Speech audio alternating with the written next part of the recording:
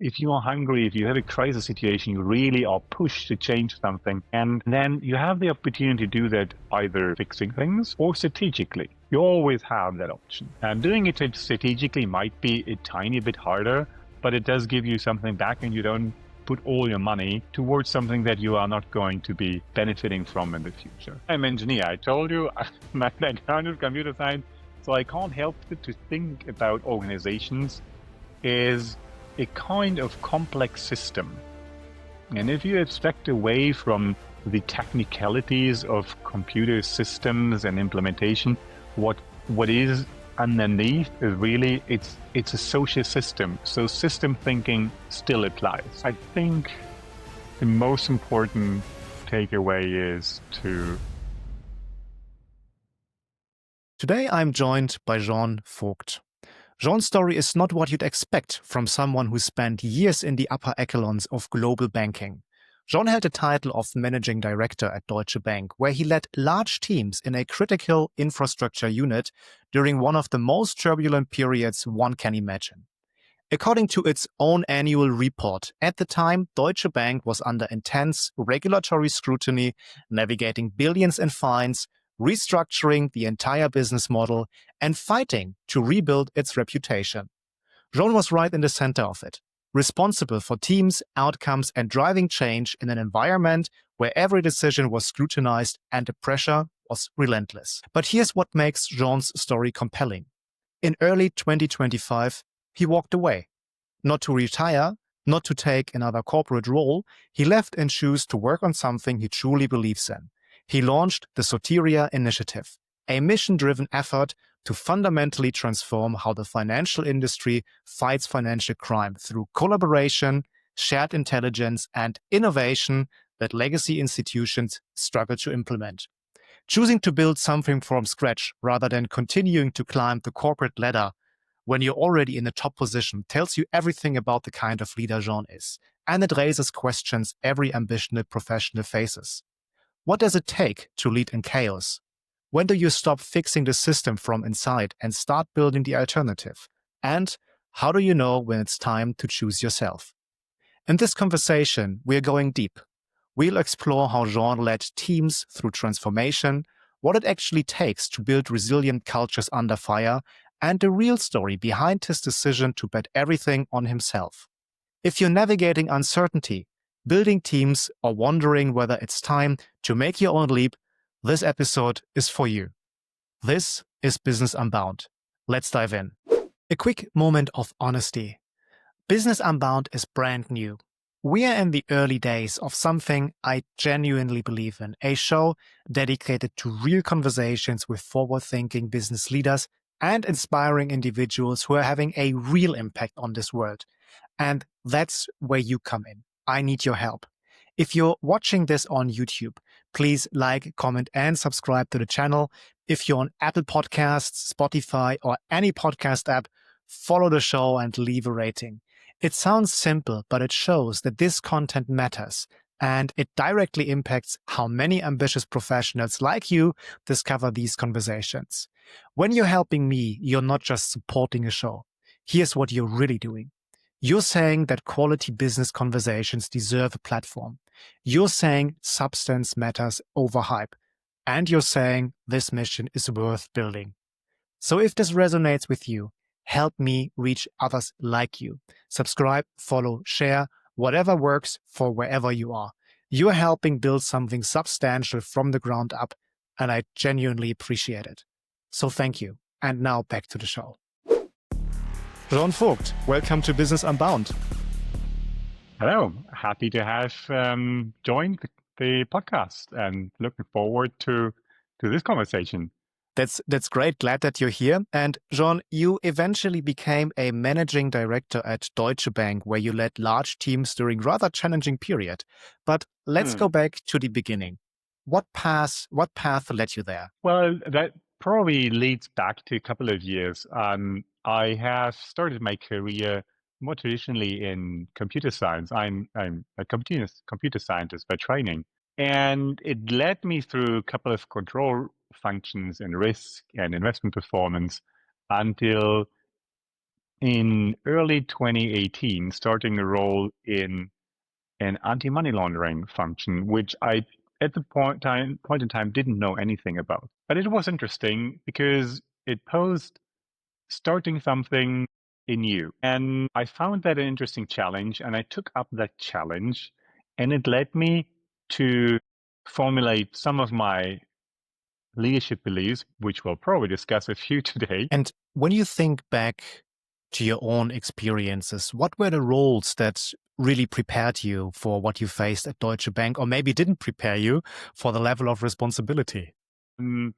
I'm the last one to claim that I've always done everything correctly, and I think yeah. So I think there was one critical role, maybe I'd say a few years back at another bank, right a few months into my role in the money laundering space, where it became obvious that the teams had to change. And it was a global role.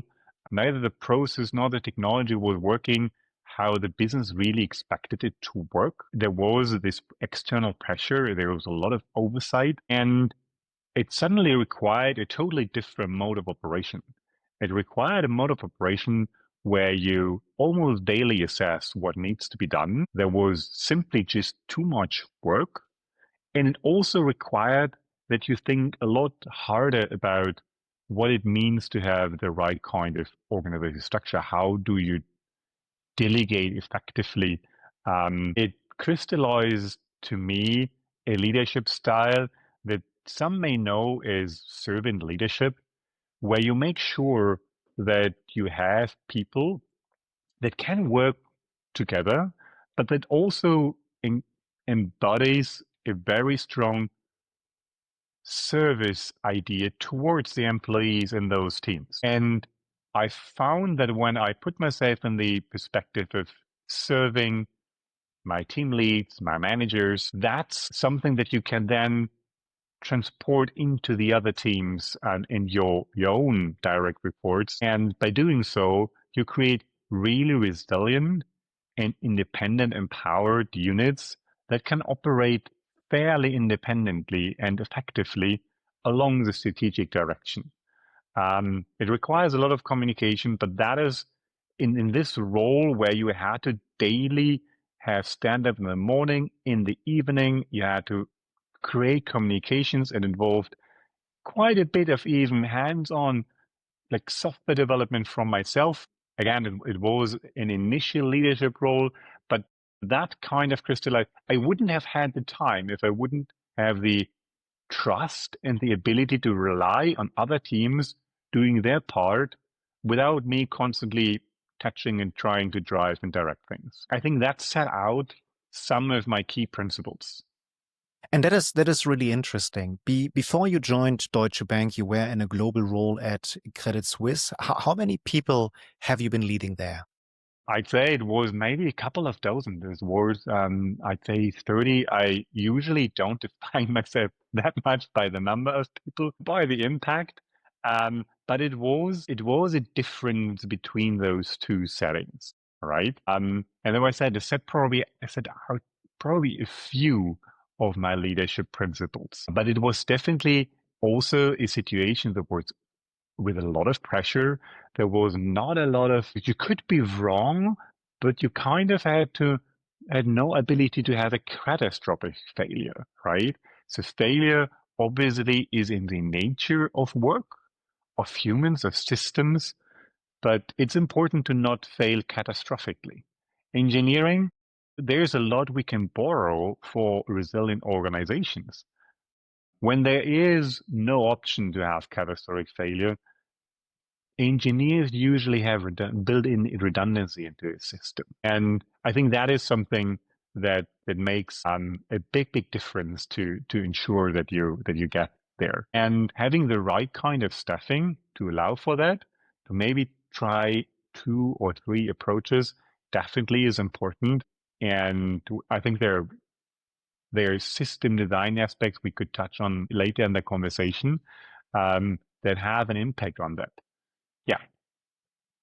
And you joined Deutsche Bank in 2022, and I believe it was in the middle of what Deutsche Bank's own leadership called the most fundamental transformation in decades, or at least that's what they put in their 2022 annual report.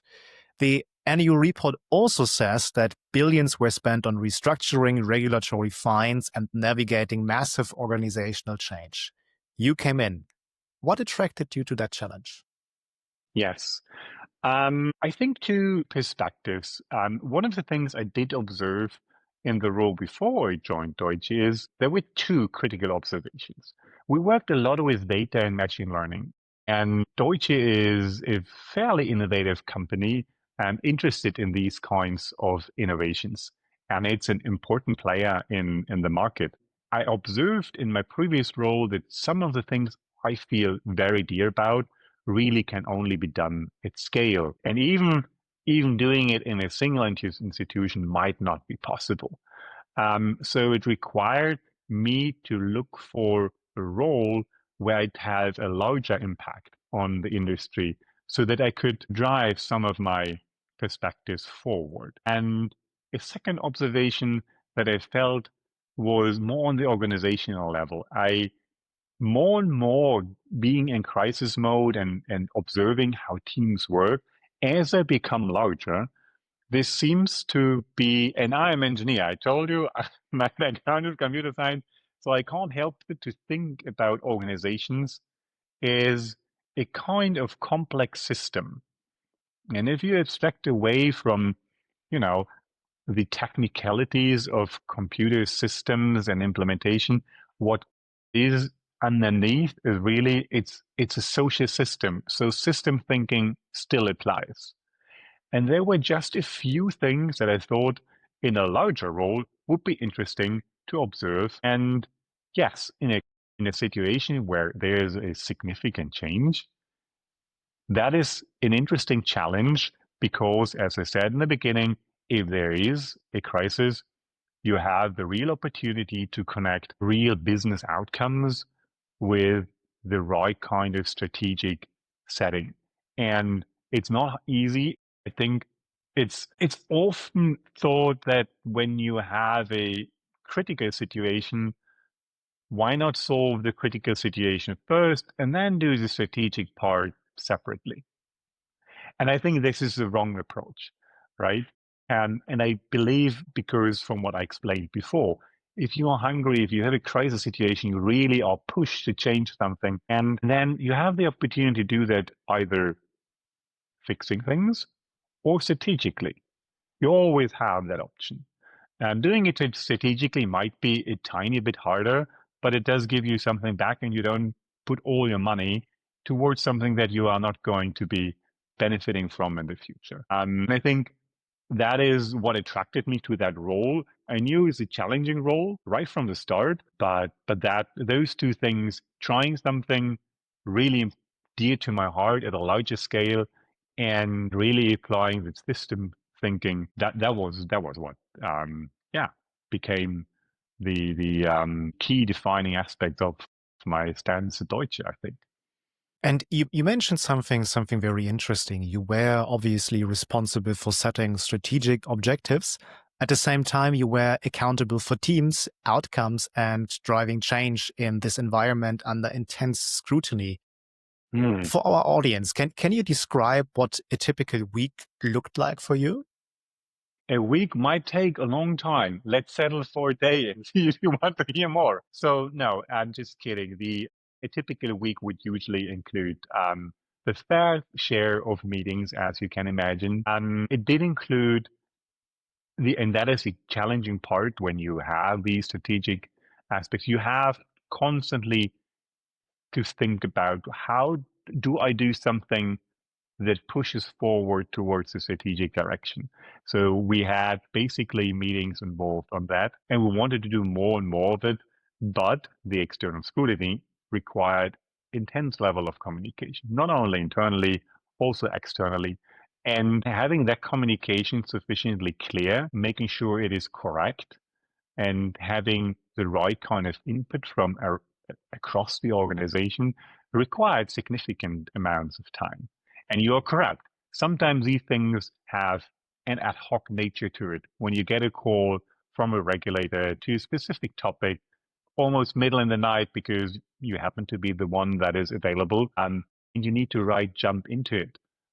You basically to jump right into a database. It helps if you have technical skills to do it, but as you can see, these kinds of intense roles, right, where you drive a strategic transformation towards a defined objective in a crisis situation requires maybe a tiny change and skill set away from the traditional manager to something that is perhaps more hands-on. I think that is my realization. It is very hard to respond to these kinds of very tight timelines and detailed queries if you have no interest. It's certainly possible these days to have a more detailed understanding, get into the systems and do more technical aspects, but you definitely would need to have an interest in doing so. I think that is probably one of the additional learnings that I took away, and it's hard. I have to one of the challenges is really to ensure that even though you engage in some of the technical work, you don't get carried away. They are still teams. They still rely on you having their back, getting involved in all the organization aspect that still carries on. It's not like in a crisis mode, you don't have to deal with budgeting or HR processes and hiring and marketing. These kind of things are still there and they need to be taken care of. And I'm curious. We talked about challenging situations or crisis moment quite a bit already. Do you remember a, let's say, fundamental crisis moment that tested you as a leader? I think there are several, and I'm not quite sure the most challenging aspect of my career were at Deutsche. But I think I'll describe a situation that is related to where we're getting a query, no one is around. We also know that we have our annual review for budgets at maybe 2 weeks time. These things need to be prepared. There's definitely a lot of work. You still need to make sure that the information gets collected by the teams. And suddenly this urgent query comes in. Your teams are already maxed out because it is a crisis situation. And you still need to make sure that something new, something on top needs to be carried out. And I think, as I said, servant leadership helps by making sure that you can delegate some of these things. But it comes down to in that kind of situation that you reflect and prioritize and think about the things would really, like, sometimes you need to go back, and sometimes that means you have too much work, you can't go on in that specific direction, and I think that's a fair assessment. You'll find the situation, there's the urgent query. Do I need to really respond? Is it mission critical? That means I'll borrow from medicine, right? In an emergency room, you get tasks. The whole Eisenhower thing, like urgent prioritization, doesn't really work. I'll borrow from medicine. In an emergency room, in really tough situations when you have a shortage of staff, people are put into categories of work, whether they have survivability. And that is important to do when you do have too much. You know that your teams can't take more. I would believe that it is important to set out a set of criteria mentally. What is important for the firm that you are working for? What is important for the people that you are working for as a servant leader? And which things do you need to prioritize in that aspect? Because the organization needs to survive, right? And you want to work on those tasks that help and improve the survivability. And there are aspects around it in terms of organizational requirements as well as people requirements. If people fold because they burn out, they don't come to work, they don't show up, they don't have an obligation. Everybody is their own free agent. So these things need to be factored in. And there was one of those situations where it was tough. And I think it was one of those days where I think the night I spent in the office, because it required the necessary planning for those budgeting conversations. It had to be done. I had, luckily, and I think it's an important aspect when you run one of those crisis-driven situations, you need to have this absolute dependable second in command where you can say, look, I'll be able to prepare something, but that's probably not ready for prime time. Make sure, these specific missing informations are being collected. But I spent a night to really prepare a good deal of the structure so that my teams didn't have to spend a lot of structuring. And by that, I took away some of their pressure. And at the same time, that freed up time for me to work on some of the other important queries then. Yeah, they required my personal attention. Those situations are not easy. They are not easy for family. They are not easy for friends. And sometimes they are not easy for managers who wonder, why didn't you work on all the other things I gave you? That has a lot to do with prioritizing on the things that really matter. And maybe that requires you stopping working on some of the strategic work, go back, right? I'm a mountaineer, so I like to relate that to reaching a block on a route on a rock. You can't go on, and that sometimes requires to rethink, maybe backtrack one or two pitches and go up another way, right? And that's an important aspect of my thinking when these kind of situations occur. And this is very, very helpful. I think there are some important lessons to be learned from what you just shared. And when I compare what you explained to us with my own leadership experience, I think three aspects really, really stand out. One is setting clear priorities. Two is creating structures that your teams can work in. And three is certainly working backwards from the result that you're trying to achieve. But Jean, before we dive more into the transformation work that you led, getting back to your background, in early 2025, there was then a very courageous decision that you made. You choose to launch the Soteria Initiative over, well, continuing to climb the corporate ladder at Deutsche or elsewhere. And that's not a lateral move. That's walking away from prestige and a known path to building something from scratch. So I'm really wondering, what drove that decision? I think one of the most powerful aspects, and I mentioned there was this nagging thing that I realized during my time back at Credit Suisse, that I work in a function that it's a control function. It has to do with fighting money laundering. And the realization was you can't really do that on your own. It's pretty obvious that requires a collaboration between multiple entities. And given my background is in computer science, related to information asymmetry. You don't have all the information to really stop money laundering as an individual institution. It's next to impossible. It's not entirely impossible, but it's pretty hard.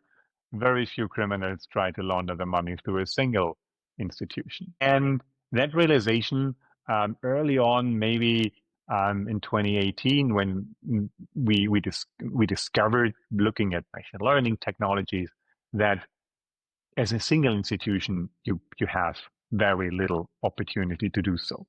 And I kind of hoped to do more in that direction.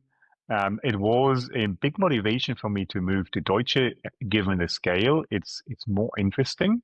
Interesting technologies could be leveraged to do that in a larger organization. But the ultimate decision was that having the necessary conversation with the regulators to drive this kind of, let's do this multi-entity, wasn't even possible from a position within Deutsche, given that there's external scrutiny. And there was a lot of people told me, hey, you've got this idea for this amazing technology. It needs to be collaborative, and the technology is around, and you can build it all. But I didn't, and everybody like, create a business plan, right? Do startup. And the interesting perspective was, it's hard to have conversations with the public sector if there is a monetary interest. And I think it's fair, right? Because You really need to set the playing field and have a conversation not only with regulators, lawmakers, and obligated entities, but also with the general public around how do we want to fight financial crime? How much are we willing to adapt rules, regulation, and perhaps even software, right? So vendors are a big part of that picture. And driving that conversation is next to impossible from an entity that is either regulated. Imagine the conversation with a regulator where you might have breached a rule or that is unhappy with how you're managing a certain aspect of your control function and getting back like, oh, by the way, well, we think you should do this rule entirely differently. It just has bad optics. And doing this as a non-profit is much easier and much more natural. But yes, it is a change. But I think coming back to the example of climbing back, sometimes to go to the next step is necessary. I think that's how I view this, because having this conversation the last couple of months has been very exciting. We've been really fast pushing forward with the technology aspect, but also with driving conversations. We are very small, but making sure that we don't have to earn money from this. We all eventually have to earn some, but that specific entity doesn't. Allows to have really fruitful conversations, and it leads to interesting outcomes, to say. I initially thought we'll need to convince people to adopt AI and data standards. We realized after we have done the data standards and the AI that, oh, but wait a second, we don't even have a good measurement, right? And I'm always about, let's measure our success so that we can actually train and improve toward that objective.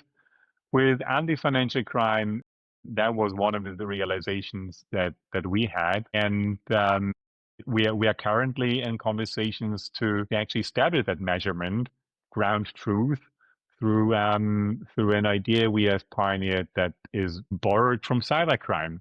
It's probably obvious that I have a computer science background, but put in a different perspective, we are now having conversation with a couple of market participants about how about we do stress testing, perhaps more accessible for people in the financial industry. Why not stress test financial controls in the same way we are stress testing capital adequacy limits? And that should give us some of those. And these kind of conversations, as you can easily imagine, they're more with regulators and lawmakers rather than with institutions. And it was clear from the beginning that is necessary kind of conversation. And yeah, that's why I settled for a totally different role. That is helpful. And there's a saying that goes like, what gets measured gets managed, right? And I feel like I have a general understanding of what the Soteria Initiative is about, but most people won't be intimately familiar with what you're working on. So could you perhaps try explaining what you're working on as if you were explaining it to your mother? It's fairly simple. We just try to make people more comfortable with AI. There's no magic. We apply trainings. We build software. We give people code so that they can understand, hey, how can I use AI in a collaborative setting? How can I use AI in working with my peers in a safe manner? There's always the conception that AI is a black box. There's always the conception if I do this collaboratively, I need to share customer data. It's not necessary. I think there are other things that are necessary, and we are driving some of the education of like what is necessary, establishing a measurement basis, establishing data standards. So that's what we do. It's pretty much an advocacy initiative paired with some very selective technology pieces. So we've built a prototype to detect money laundering in a collaborative setting. It's a simulation environment. Everyone can just download it from our website, like run it through your internal security screen and then run it internally to get some experience how these things work. Does it work with my data? Does it work with my customer types? Is my business even irrelevant. So we'll give people this kind of experimentation level experience. On the other side, we have to, again, the failure is all over the place. At the beginning, we started with a data standard that we thought like we'll define it. We came to learn that there's a fantastic standard from the drug and organized crime organization, 𝐞𝐻𝐦𝐬, and we adopted that. So we are advocating that let's adopt data standards, and yeah, that's pretty much what we do. We partner with organizations across public and private, and try to find out how can we make this data standard more prevalent. How can we get people more confident applying those collaborative AI standards? And when we have, we'll get into a small pilot. We have no ambition to like our software being the one that is being used by everyone. There are vendors that have some of the technology, and we like, oh, super great, right? We have 4 or 5 volunteers. If one of the vendors with 20 staff, 20 FTE engineering team likes to push that into a feature, we are happy with that. Thank you. This is helpful. And I feel like data and AI would be a whole different type of rabbit hole. Yes. And I wanted to talk to you about leading through organizational chaos a little bit more. So let's get back to your time that you spent in the fast-paced banking industry. And every company talks about transformation. You, however, you lived it from an in-house perspective with real restructuring happening, with real regulatory pressure, challenges all happening simultaneously. John, I'm wondering, from your experience, like what's the difference between organizations that navigate transformation effectively and those that struggle through it or even fail? Yeah, that's an interesting reflection. I think if you come to think about transformation, it's a natural process in every organization, right? Because you said an organization gets established for a specific purpose, and over time, the purpose remains, but the environment changes and you need to adapt, right?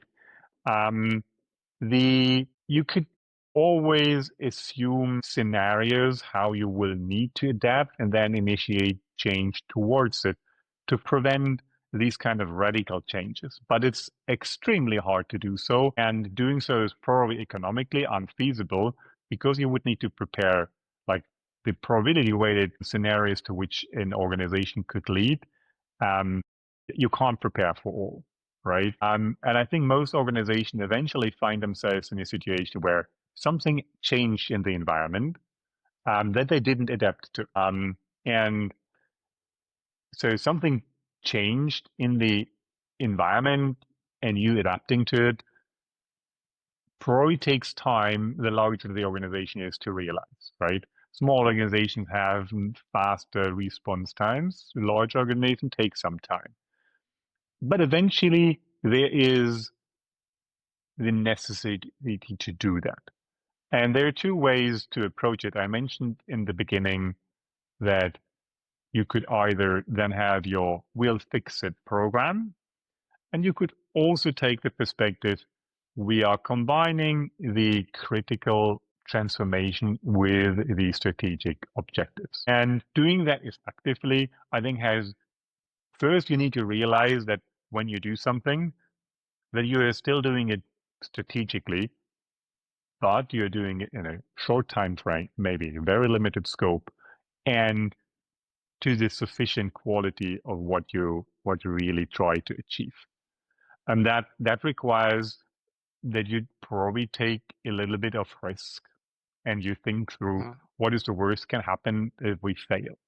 And it requires obviously good agreement with everyone to where you want to go. Like the North Star needs to be absolutely clear and with all stakeholders. I'd say up to the board, perhaps to the supervisory board, and everyone involved. That is audit, maybe even external parties that exercise the scrutiny on your organization and just tell them this is where we want to go.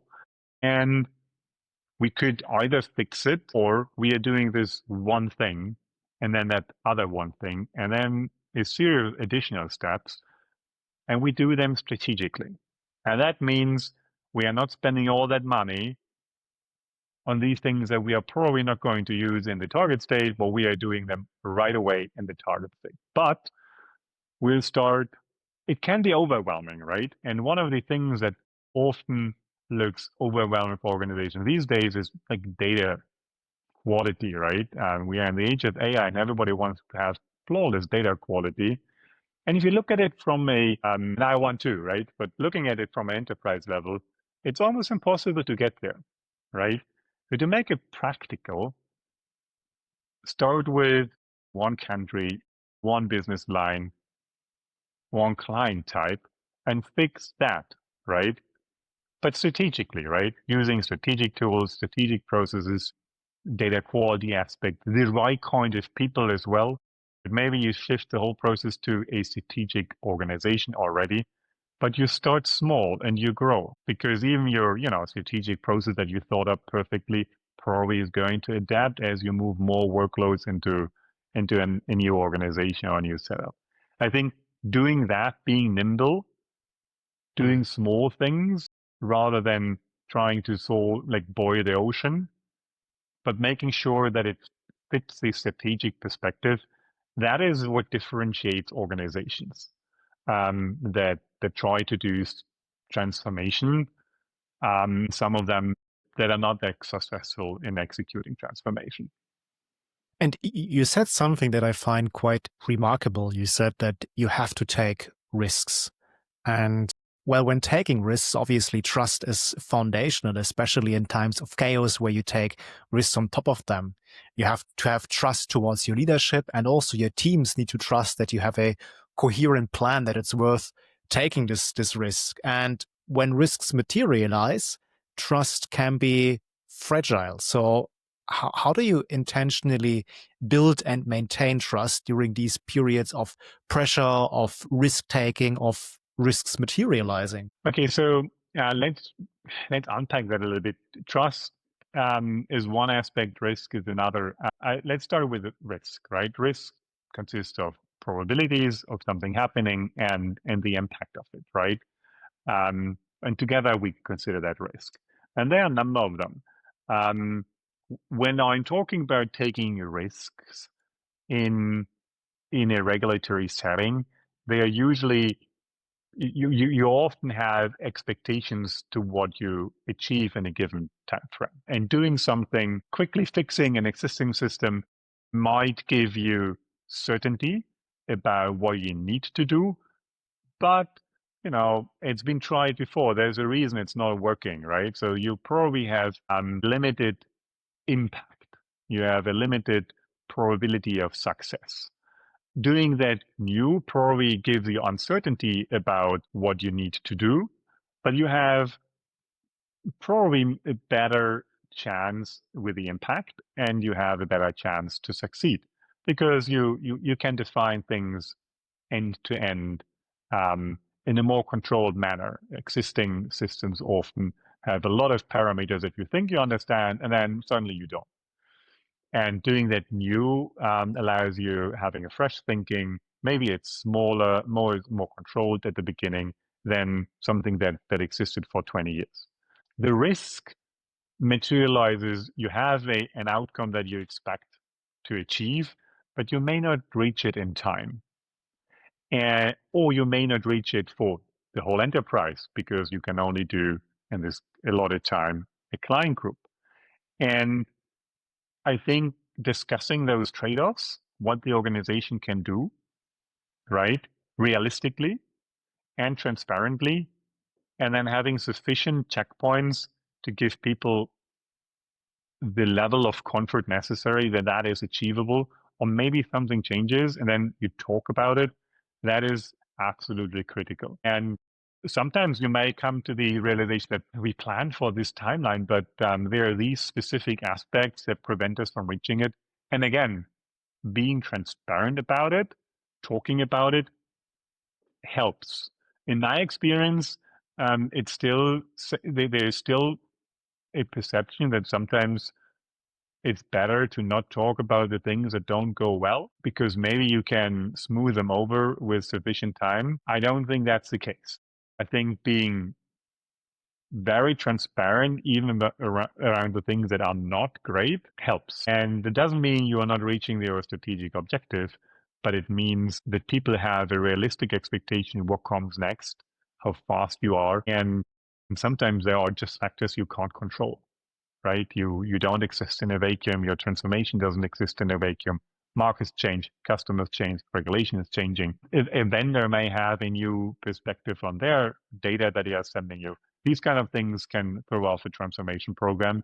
And the only way around it is we did these things, 5 of them succeeded, 3 didn't.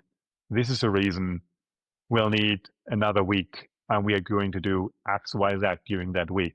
And in my experience, few people object, right? When they understand, when there is realization. And that understanding, this is what gains trust. It's interesting you should mention, there was some research I did early in my academic career around trust and how to establish it. There are 2 forms of trust. There's this trust that is naturally being given, and then there's one that is earned. And earning trust, it only happens through experience of meeting commitments. And communication is important in that aspect, where you say, I'm going to do these 5 things. And a week later, you're saying, look, I did those 5 things.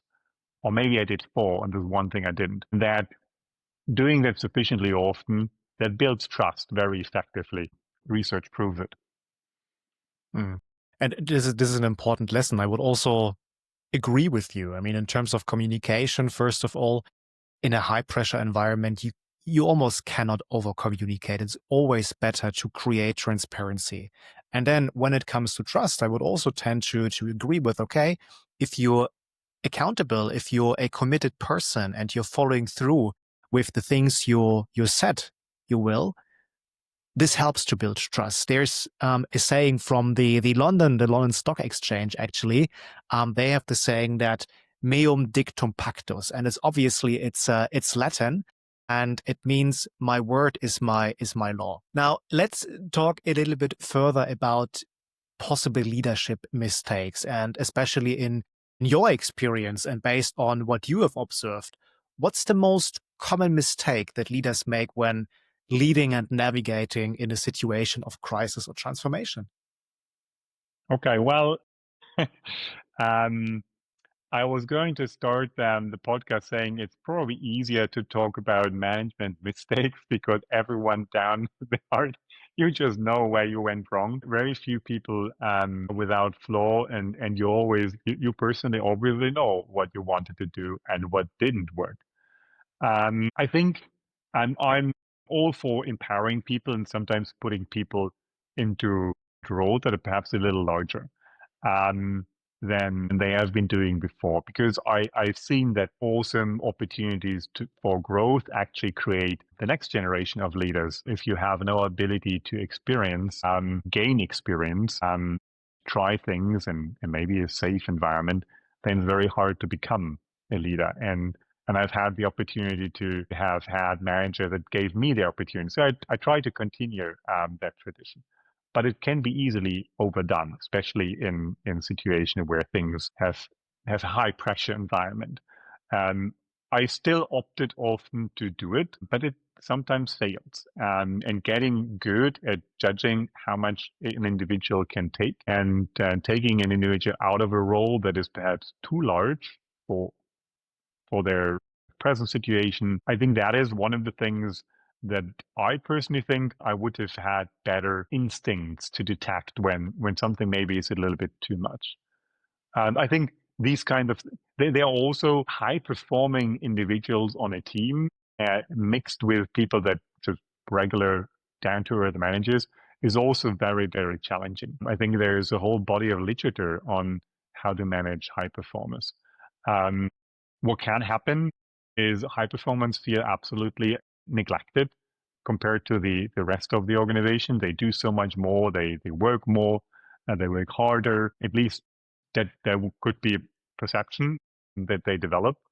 Managing that and not making sure it doesn't become a toxic relationship between people on the team, I think that is also a critical challenge to manage and a balance. I don't have fast recipes for it, but it's happened to me several times where I'd say, well, they're definitely super talented individuals. They want to succeed, and maybe they do a little more than others. But again, you've got fairness, you have a team for a reason, and making sure that you have this kind of balance set out. I think that is an important aspect. And I think we talked about prioritization and when you need to go into a certain level of detail. I mentioned that it can sometimes lead to you neglecting your leadership role, and it does. And I've had my failings at that, especially in like very fast-paced iterations where you really don't have an opportunity to bring up someone else to do the job, and you're doing it. Technical work sometimes takes a lot more than just, time boxing it for 30 minutes. And that then puts you into a terrible backlog situation against all the other commitments that you have to meet. And you can always try to communicate yourself out of it, but it's often very, very difficult to sell because, why did you do this, right? Do you not have the right level of staff? Or why didn't you tell me before? Right? So all these kinds of questions follow up from these things. Again, it comes down to the prioritization, right? Survivability, and that's why I did it, and it served its purpose, but it's still tough. So I wish, if I reflect on my leadership career, to find more effective systems to balance that. Like, how deep do you go in these kind of situations? Because I'm fundamentally convinced it'll happen again and again and again, where you need to really go deep. And I think also it's healthy because it gives you sufficient understanding of what environment you're operating in. And then I think there are challenges with regards to how you balance yourself mentally, right? I've been enrolled where it didn't took enough time to just step back and just think about, are we still on track, right? How am I sufficiently emotionally balanced to when I speak to my teams or to external parties that I'm still being perceived as the trustworthy party, right? Sometimes stress can weigh down on you. And I think it shows in communication style and, and the attention that you give to others. And finally, we talked about communication, right? And we talked about how important it is. And if you are stressed out, if you didn't take time to reflect on yourself, ground yourself again, your communication suffers. And that can be a spiral. You could spiral down to a very, very dark place, because once your communication gets worse, you do less of it. And by doing less of it, your trust levels degrade. And by degrading trust levels, you get decreased scope of influence, and by decreased scope of influence, you communicate less. And you can see how this does not help a transformation program.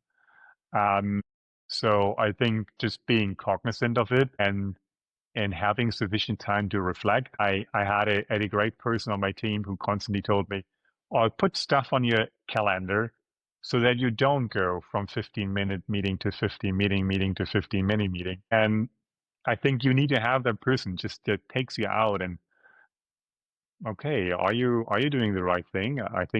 Are you feeling all right? That's an important aspect that gets neglected, because again, it can have a negative impact on how you communicate, how often you communicate, the quality and structure of your communication, and it's subconscious. It's very difficult to then, once you are there, it's very difficult to get out unless you have someone that has been in that situation and can then say, "Okay, I think you're here. We'll need to stop for a moment." Let's talk about mindsets and resilience a little bit further. You explained that, okay, for the people that were reporting up to you, you tried to the best of your ability to create psychological safety to some extent, and to also consider the human element. At the same time, the people that you were accountable to, they may have been ruthless, and there may have been a sense that failure has consequences. And you were right in the middle, trying to create this psychological safety downwards, but then being exposed to pressure upwards. So what do you do to balance this, and how do you create resilience for yourself? Well, I think that's a harder question. I'm not sure I have the answer for it, because I'm not sure I have always been in a situation where I could create sufficient resiliency. Creating the safety for the teams that operate is important. And I also, it's an acquired skill. I have been in a situation where I couldn't do that, and then I did more of it, but then that creates a conflict, right? Why don't you do more? Obviously, you can communicate yourself out of some of that if you are still in a place during a tough transformation where you're really on top of things. But sometimes things just get into a more of a chaotic situation, things coming down. And then you get into a situation where, hey, why isn't this working? Why haven't we done this? We committed that. And sometimes you do say we can't do that, but it's still expected that you do it, right? Sometimes you eat some of that. And that's probably the not healthy part. Sometimes you do explain the complexities, but it's not always something that is either understood or that is reflected upon, right? Because there are circumstances that can't be changed and still pressure gets being pushed down. And I think you can always only explain this is a situation, we can do these things, right? And the more attention you can put towards the communication, the better. I think that's the only advice I can give in those situations. It's always happening that there are unrealistic demands. The only way to fight back to an unrealistic demand is to make it crystal clear. This is what we're doing. The team has been working on X. We can either stop doing X or do it later in favor of Y, and then we'll do Y, right? So, and you put the pros and cons next to those two objectives. It's the only, and then sometimes people would just say, well, we'll do both, right? And then both is going to be late. That's okay as well. But I think it's important that you then say, well, it's out of my decision. It's not my decision. I can't manage around these complexities unless, you change some of the parameters. It sounds quite a lot. I mean, we talked about many different aspects that created complexity for your teams and in your individual circumstances as well. There's a different level of complexity that we didn't touch on quite yet. And while many banks operate globally, including Deutsche Bank, including your previous employers, Credit Suisse, now at Deutsche, your teams also spanned different continents, different time zones, different cultural contexts. How did you approach leading across these differences, especially given the situation that you were in at the time? Interesting. So I think nowadays cultural differences are probably not only just regionally, they're also across different, age groups, different backgrounds. So I think in a way, this isn't really novel. We've seen differences in the teams probably for the last 100 years of, managerial science or administrative science, and the way you want to put it, right? So differences have always been there. And I mentioned at the beginning, when you put yourself in a position you are serving your direct reports as a servant leader, then you're already doing a big part of, because every individual has a different cultural background, right? So different things are important to them, and as you as a leader then take the responsibility to make sure that you're doing right for them, given their expectations, given their needs. Some people, they need help with creating PowerPoint because it's a weak spot. Some people don't. Maybe some people just need the budget, and you need to make sure that they get the budget that they need. Right? So different things make people work. Some people have they need their own scope. They need more independence. And I think that accounts for cultural differences, because different things are important to different people. On time zones, that's a little harder, right? There is this time on the day between, I'd say, 12 and maybe 2 o'clock CET, where you can get US and APAC and European people on the call. I've made it a practice to make sure that people are synced, right? That my management team, and I encourage them to do that with their teams, but their way of managing. But I try to get people on a call at least once a week during that time, because I think it's essential to have time to communicate. But it's a challenge, and it's especially challenging for a global role. I think mentally you just need to be prepared that you will have to work after 10 CET and to catch up with people in the US. Relationships are a big part of the role. So maybe you don't have a very tough negotiation budget style communication at 10 p.m. Maybe you have, but be prepared that you'll probably not have a 9-to-5 job. I think mentally that's something to just settle for. And then the other way around, get up early, 6 o'clock with APEC. It's already middle of their day, and they maybe they're waiting for something. So I think that's a structuring your day around the necessities is important, and maybe then taking time for yourself during lunch or before lunch for a quick exercise to reset, calm down from the calls is a good practice. I not always manage to adhere entirely, but I think those are some of the things that are helpful.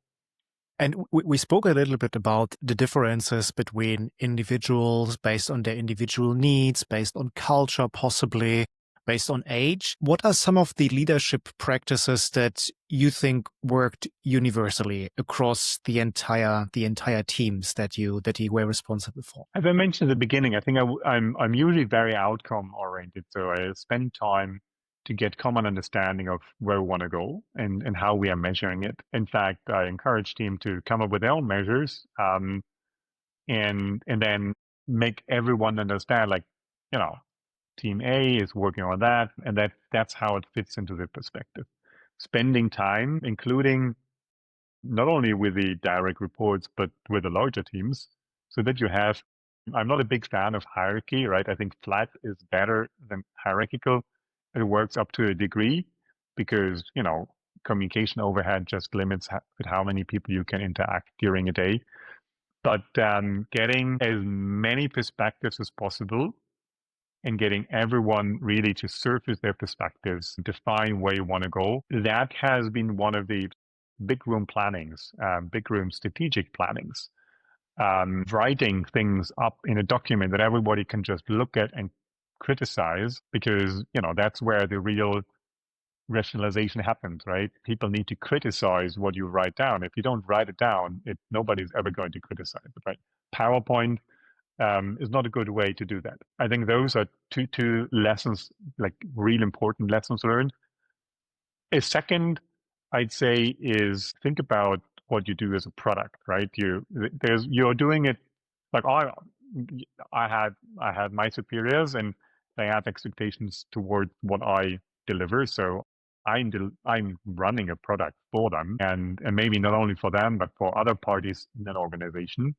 But I encouraged my teams to think about their organization as delivering a product as well, or at least a service, measuring it in terms of products and happy customers. I think that worked really well. I've done that a couple of times during my career, and I'd like to say, like, some people moved on to actually become proper product manager in their own right, develop themselves into a product managers. And that perspective, I think, is universal because, again, it encapsulates a little bit the servant leadership to a servant product. If you've got happy internal customers, a lot of things get easier because you've got customer pull rather than organizational push. And I mean, working output oriented and setting actions in the beginning and then measuring performance, it requires accountability as well, doesn't it? And I think we all know from our own leadership experience that there will always be individuals in the teams who don't necessarily want to be held accountable to what they are supposed to do, where you consistently have to chase after them. What's the best practice that you've identified? How do you manage for that? I think lack of accountability disqualifies from leadership. And you're certainly correct that there will always be people that try to blame someone else. And that can have two reasons. Maybe they are overwhelmed, right? That's genuine, and then they need help. And then as a servant leadership, it's your responsibility to help. If they are rejecting accountability out of a character perspective because they never and it's hard to find that out, to be honest. I'm not the psychologist to find it out. So I naturally consider that if somebody is rejecting accountability, they probably need help. And I think it's responsibility of the leader to find out what kind of help do they need. Because often they are not ready to admit that something is not okay. Or they try to manage through a problem in the organization that you don't really understand or haven't had time to understand. So offering help constantly is the only thing you can effectively do. Pushing help is probably something that I think is not helpful because it get easily rejected, right? So it's better in a way similar to coaching, right? If somebody is not ready to accept support, there's only so much that a coach can do. And I think that's maybe one realization of like what happens with accountability. There's also the tough conversations you do need to have when it's a personality problem. Eventually you'll realize you've tried to help, things like accountability is not being taken. And then you need to have some of the more unpleasant conversations, and they are naturally part as well. Because there's, thinking about distributed systems and systems again, if a system is constantly dragged down by something that isn't working, right? It's not only that part is working, the entire system is suffering, especially if it's in a crucial part. So you can either move that annoyance or that problem to a part where it's stopping or affecting the system much less, right? Maybe more to the leaves, allow it time to heal, or you remove it entirely. Either functionally or organizationally. And these things, they still need to, that is a consideration that ultimately every leader will need to take. And it's among the toughest conversations, and emotionally, the things that the leader will always affect you and the individual organization affected most. That is interesting and quite remarkable. I also wanted to talk a little bit further about your own transformation moment, so to speak, when you stepped out of your corporate career to have more entrepreneurial impact. And we discussed earlier that you made I think, very courageous decision to launch your own initiative. For many professionals, it's terrifying to walk away from security, from a known path, possibly from prestige and income. When did you know that it was time to do that? Okay, so first of all, it's not for everyone. It's tough. You need to be comfortable and you need to be sufficient risk taker to take it, because no income is certainly, you have your spending level and you come into a situation where there is no income. And I've been there before, so this time it wasn't so hard for me, and I knew why I was doing it, right? I had a purpose. I knew it's going to be something that I need to build, right? And if you really have something that you feel, I personally felt, it's holding back my career development. I mentioned about the climbing back, right?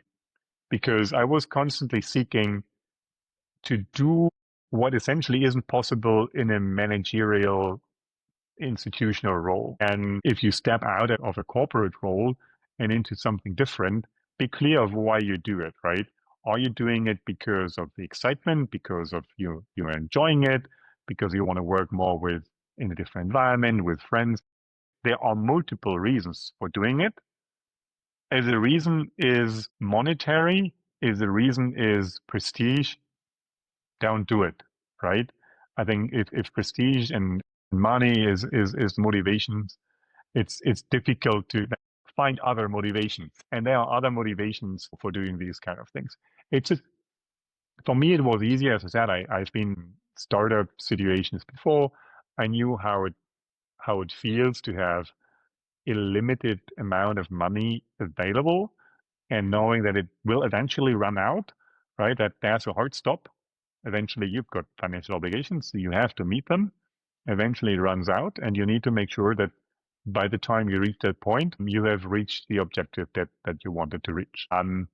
And especially like this is a non-profit that we've been creating. It's also a lot easier to calculate when it's going to run out versus when you go into startup where you have the perspective that eventually you'll make money, right? A lot of startups, they pivot 25 times and then the point of making money is pushed out.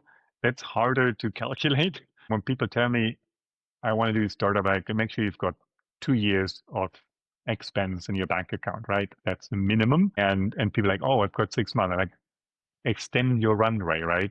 I think that's the making sure that you have really crystal clear why you're doing it, right? I recently became father, so that accentuates your perspective.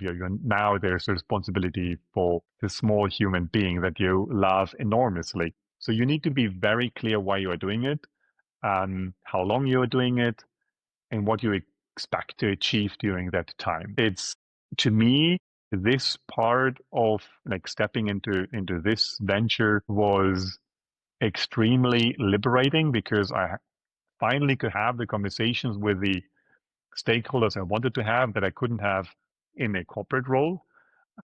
Other decisions where people move into a smaller role or into a startup, you acquire skills, right?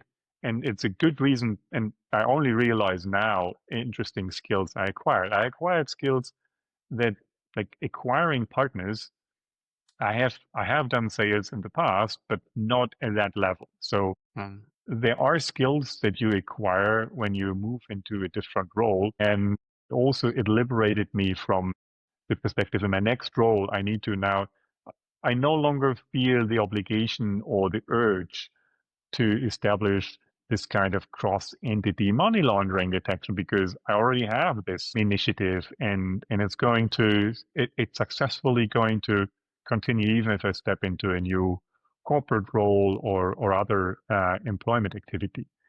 And that's why that was the right move for me. But it's sad. It's not for everyone.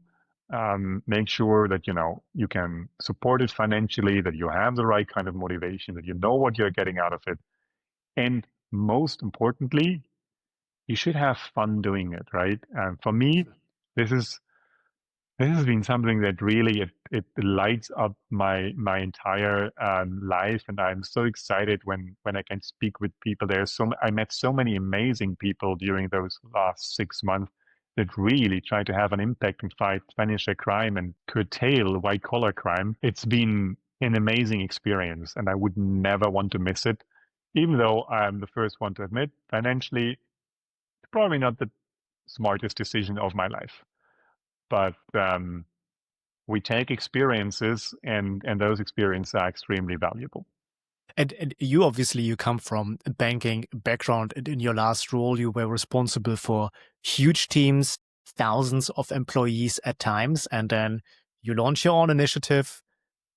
You start from zero, no infrastructure, no funding, no team in place. Can you maybe just walk us through those first months? I mean, one day you are still sitting in a bank, the next day you're sitting there on your own. So what was that like? Okay, so I'm not sure it was thousands, but I'd say you don't start cold, right? Your thought of like where you want to move, it materializes over time. And I had that idea for the better part of maybe 7 years. I just didn't know how to really do it.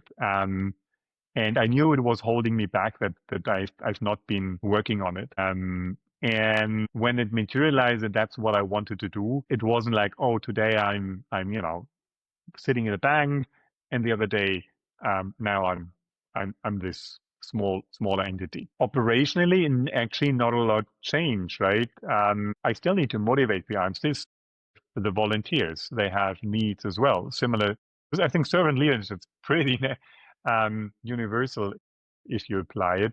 Obviously, we don't have to fight for budget because, well, we have what we have. We need to acquire budget.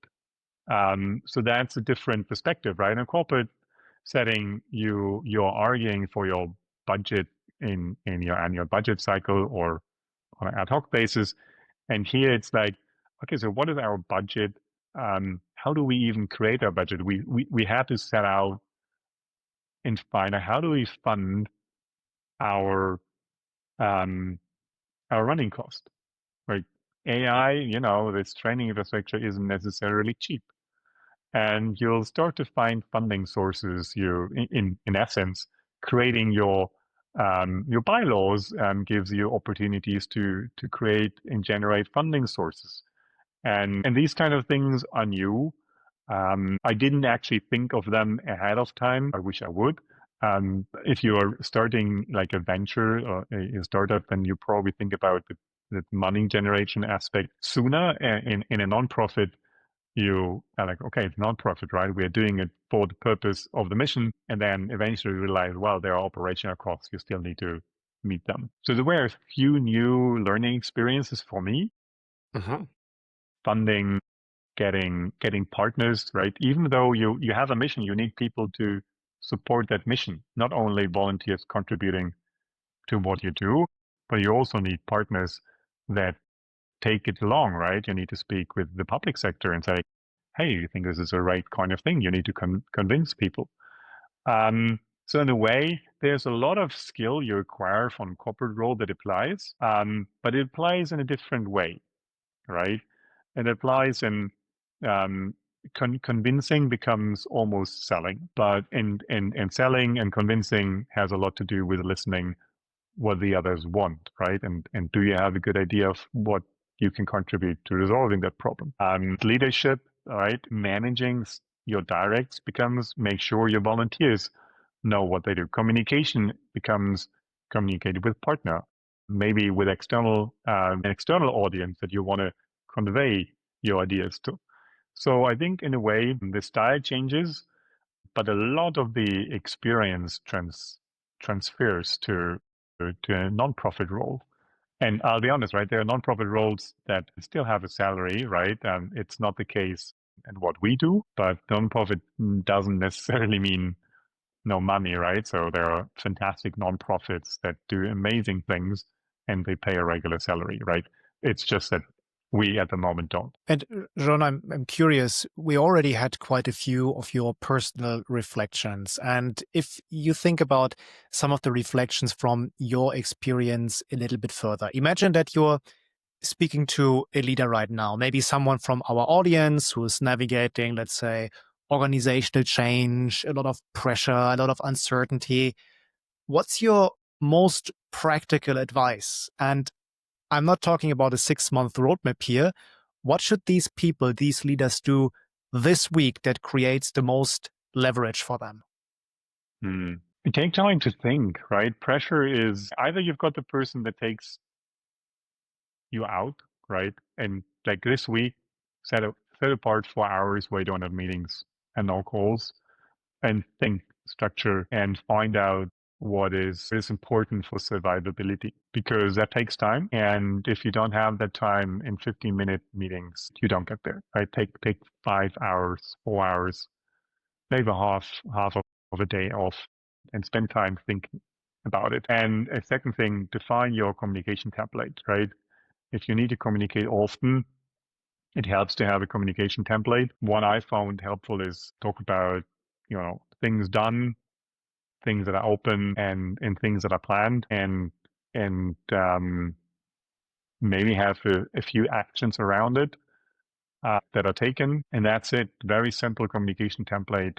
You could use it for meetings. You could use it for weekly written updates or daily written updates if you need to prepare them. I think that's absolutely crucial, because creating it always from scratch, you always start to think about it. And maybe the third thing, understand who your stakeholders really are, right? Who needs to have what kind of transparency? I had a fantastic manager once who came to me, look, I've created this map of the peers of my manager, and at the time I didn't realize why my manager was doing it, but it's a good strategy to think about.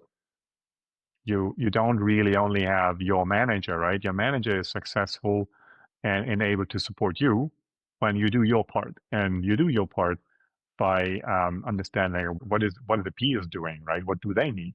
What kind of information service could I do to them?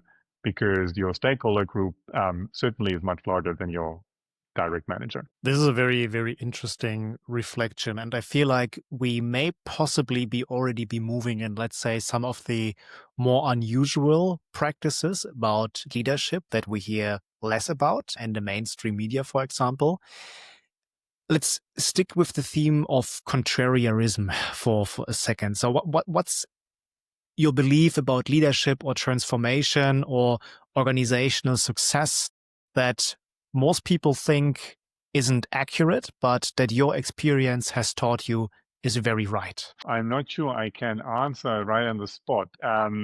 Give me an example where you think what is common belief, and maybe I can think about things differently. So when I think about it, I think a common belief, and we touched on this earlier, is possibly that transparency may not always be the best, especially when there are situations of failure. And I think at least some people, they possibly have a natural inclination towards trying to communicate, especially about the things that were successful, and maybe putting not so much emphasis on things that went wrong.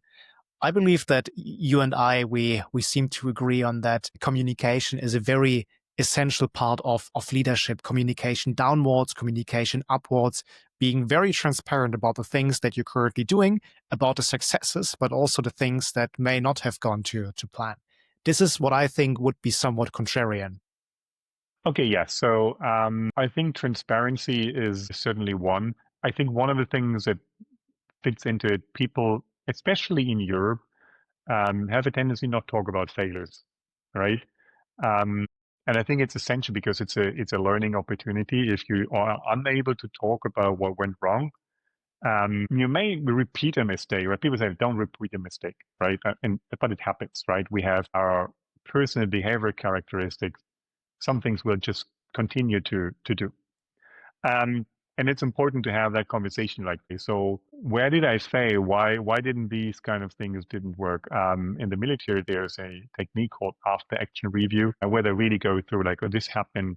This is what worked. This is what didn't work.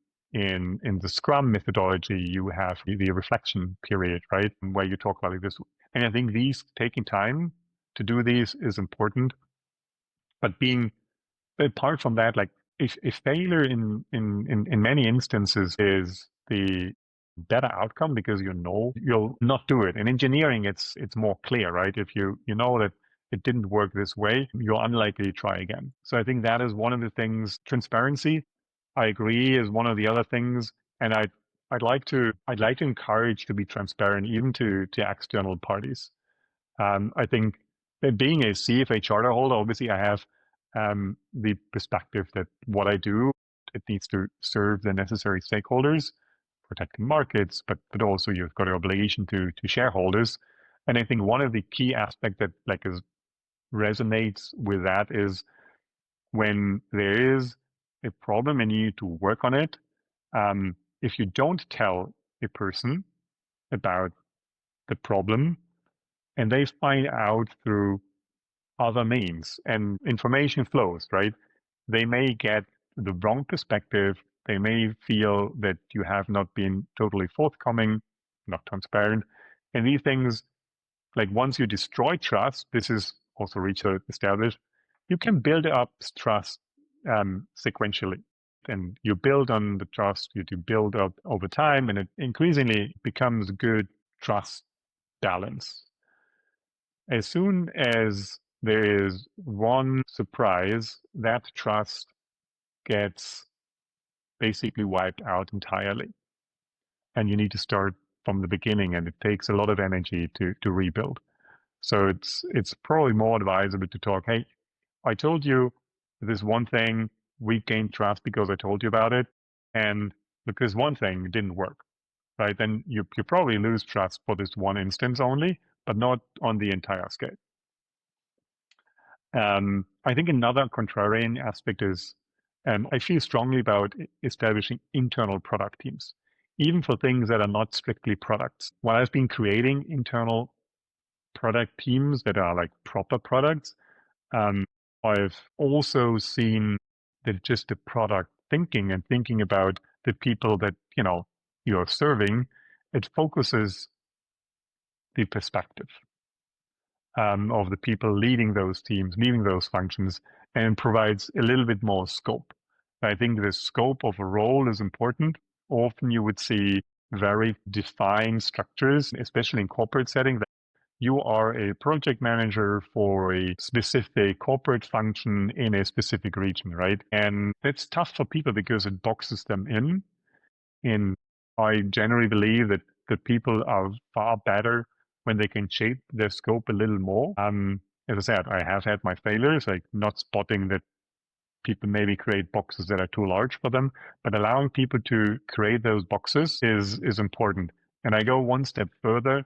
One of the things I did in my earlier role and was very controversial, but I felt it was the right thing, actually ask people to select who would lead them. And I think that is very contrarian. Usually organizations are built on the org chart by people putting people into boxes. And what I did encourage is I was appointed for leading a team, and I thought it would be prudent, because it was peers of mine, to ask them, right, are you okay with that?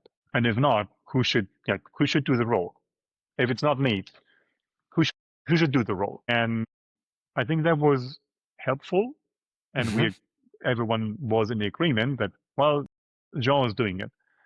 And that's probably what pushed me a lot into the servant leaders, because I felt that, okay, they invested trust in me that I can do this job for them. And then I felt obligated to have a service towards that team. I have not seen that in the past, and I've unsuccessfully lobbied to do that at other places.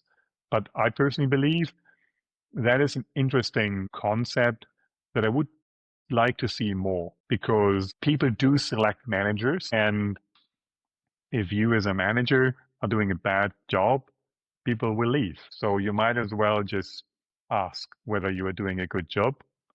Employee rating, right here, there's this rating from managers rating employees. I think one of the things I would wanted to do, not gotten there yet, was the reverse rating. How am I doing as a manager? It's a natural consequence, right? If you perceive that you're a servant leader, the people you're serving to should have a say in how well you are doing. Now, those are a few perspectives. And I would certainly tend to agree that those perspectives are, well, at least some of them are arguably a little bit contrarian.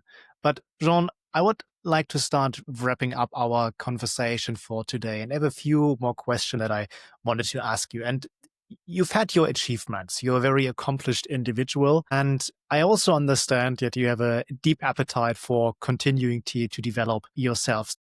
What are the skills or the mindsets that you're deliberately cultivating in yourself right now? Okay, yes, couple. We touched on communication, and we probably touched on communication because I'm reflective on that.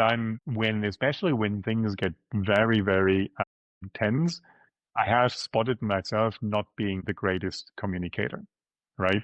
I think that is one of the things that I constantly work on, because different settings can trigger different emotions, and you're not at your best. And like working on this resiliency and have a more constant quality in your communication, that's something that I'm still working on.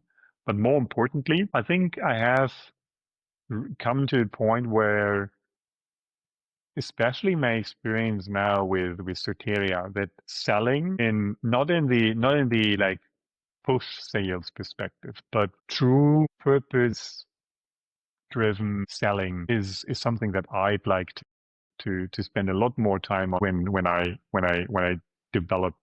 I'm even thinking about, I'm going into a sales role at some point, because to gain that experience, it's important for a couple of, even if you're not in a sales role, you constantly are convincing and basically selling, because selling, at least now, we don't sell, right? But we need to still convince partners to participate, and gaining an experience of what it means to listen, to think through what is it that I, my teams, my company can offer to help with that problem. I think that's a powerful mental concept, and then in that sense, I think selling becomes something that I like to get better at, and that probably means saying getting better at listening, getting better at communicating how what I heard could be married with what I think could be done about it. And if you're thinking more broadly, is there something or someone who's inspiring you right now? Is there a leader, a book, an idea that you're looking at that's expanding your thinking? I'm really tough on management literature. I read almost none. And I have recently started reading a sales-oriented book, but I think one of the most influential, totally unrelated, but then related, is a book that, if I can recite the title, How to Make Friends and Keep Them. I can't remember the author. Maybe we can put it in the links afterwards.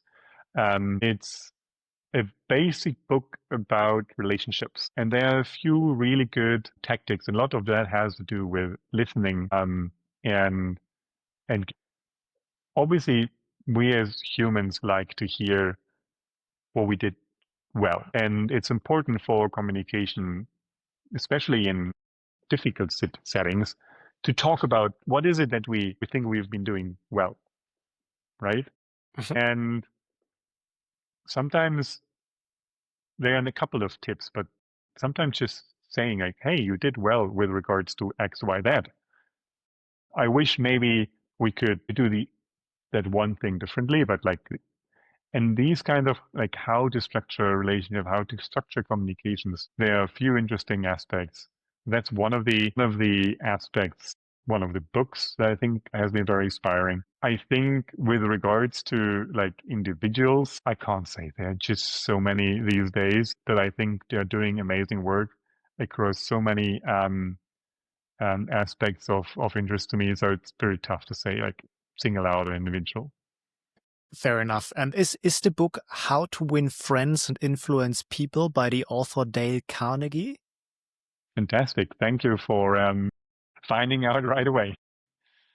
I think it's a popular book, and if I remember correctly, I have actually listened to the audiobook, well, probably 10 years ago. It's an all-time classic, I would say, in wider business literature. Now, Jean, perhaps one final question. If our listeners remember just one thing from our conversation, one insight, one way of thinking differently, or one action they should take, what would you want that to be? I think the most important takeaway is to never neglect a crisis situation for an opportunity to change, because that's where it focuses minds and people the most. Marry those strategic objectives to your crisis objectives, and be very structured and very specific around what you're doing and what the scope will be at the beginning, and it'll be all good. Don't be afraid of that challenge. That is very powerful. Thank you for this. Well, Jean, then let's wrap it up. Thank you for this conversation. It was great to have you, and see you next time. Thanks for having me, and looking forward to speak some more.